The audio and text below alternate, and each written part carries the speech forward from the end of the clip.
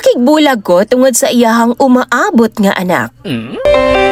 Maayong gabi kanimo DJ Sam, ingon man sa imo mga viewers ug followers.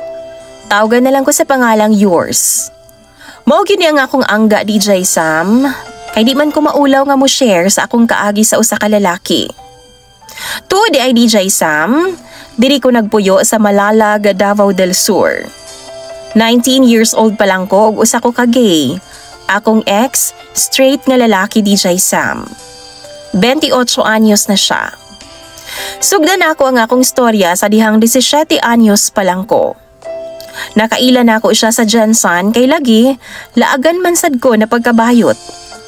Pero akong kalaagan DJ Sam limited lang pod, kay stricto man ang akong mga ginikanan pag abot ana nga butang. Ato nga time, siya ang una na ngayo sa ako ang Facebook account. Syempre, ako pong gihatag kay lagi na ngayo man. Pag abot na ako sa bahay DJ Sam, paglantaw na ako sa akong Facebook, nag-add na siya o nag-chat sa ako . Syempre, akong gireplyan dayon kay lalaki na gud na. Sa pila ka months namo nga sigig chat, tawag, video call, wa na ko nabantayan DJ Sam nga na-fall na di ay ko sa iyaha. Pero syempre, wa na ko nagi-confess kay unsa ra gud ko, bayot ra ko.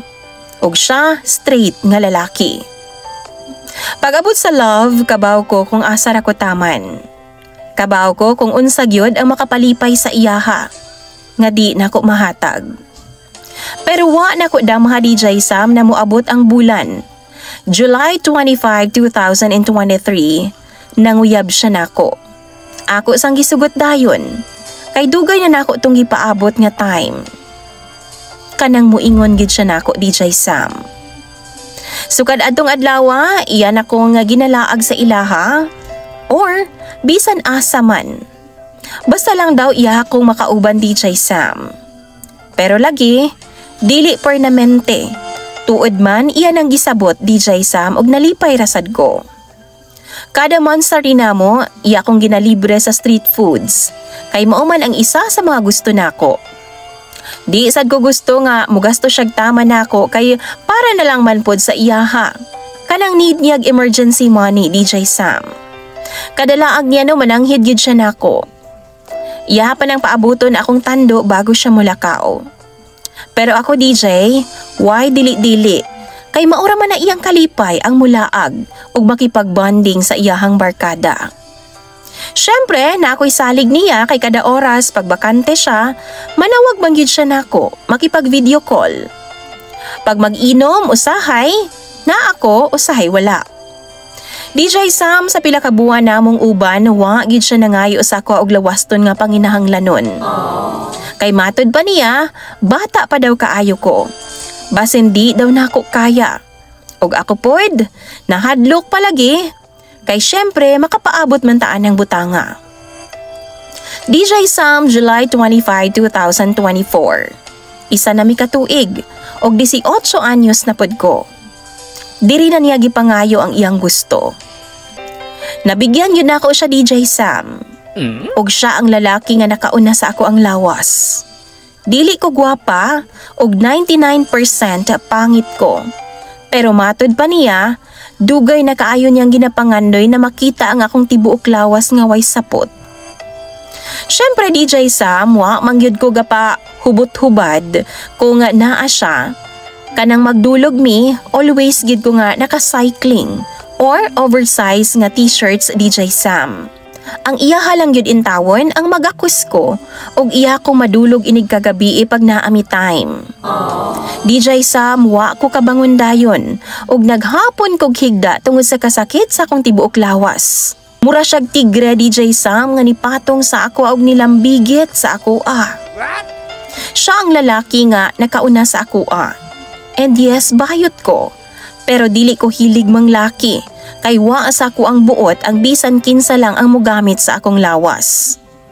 DJ Sam, abi na ko gamuhangtod among kalipay. Pero wa ko nagdahom na moabot ang adlaw nga maguba ang among panag-uban. July 25, 2025, second anniversary namo. Abi na kog text niya ang akong una na dawat. text man di ay sa usa ka babay nga nangayog pasaylo sa akoa. Ni-chat siya nako DJ Sam og nangutana kung ako ba daw ang uyab ni Clark ug niingon pod ko nga oo. Kay lagi proud man ko sa akong uyab. Human DJ Sam nangayo siya pasaylo nako og niingon. Buntis daw siya ug ang akong uyab ang amahan. DJ Sam pagbasa nako daw gibundakan kog langit. Murag giipit sa yuta. Wa ko kasabot sa akong gibati. Kung unsa ako ang i-reply, kay nagtulo na ang akong luha ug nangurog naman ko. Samo ako nituod dayon og nanawag ko sa akong uyab. Nangutana ko kay gusto ko siya mismo ang moingon ako. Pero wa gid siya mi-deny. Matud pa niya hubog ra daw siya maong nabuhat to nila. Wa ko katingog DJ Sam og daw nabara ang akong tutunlan. DJ Sam, usa na kabuwan nga buntis ang babay ug nakadesisyon dayon ko nga buwagan ang akong uyab nga si Clark para sa umaabot nilang anak. Di gyud siya mosugot nga magbulag ming duha. Kay kuno hubog ra sila ato nga time ug isa pa daw ako daw ang iyang kalipay. Wa siya'y nahimo kay ako ang kagustuhan nga makipagbulag sa iyaha.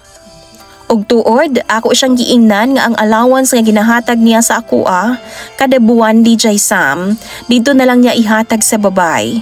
Kay di ko gusto nga magdako ang bata nga way sustento gikan sa iyang amahan. Iya gituman ang akong giingon DJ Sam. Pero wa siya nakipag-ipon, kay ako lagi daw ang iyang gusto. Ako daw ang iyang gustong makauban DJ Sam, ug dili ang katong babay. Pero ako na ang midili. DJ Sam og sa imong mga followers, naglibog ko karon.